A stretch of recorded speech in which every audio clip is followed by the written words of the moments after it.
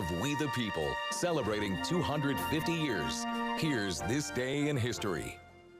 All right, as we count down to America's 250th birthday next summer, July 4th, we are sharing our We the People series, the people, places, things of the past that have shaped our country into what it is today. Charlie has a more in-depth This Day in History segment now. We're doing this a lot from the couch. I like this segment. What do we got today, Charlie?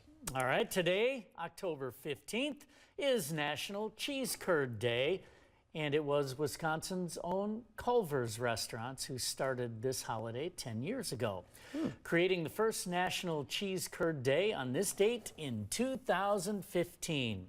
Every Culver's cheese curd comes from LeGrander Hillside Dairy in Stanley, Wisconsin. That would be West Central Wisconsin, Okay. in case you're scoring at home. Yeah. In 2022, Culver served over 41 million orders of cheese curds.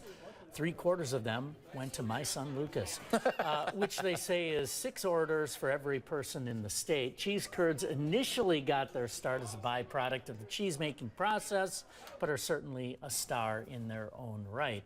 The World Championship Cheese Contest first dedicated cheese curd categories during competition in Madison in 2022.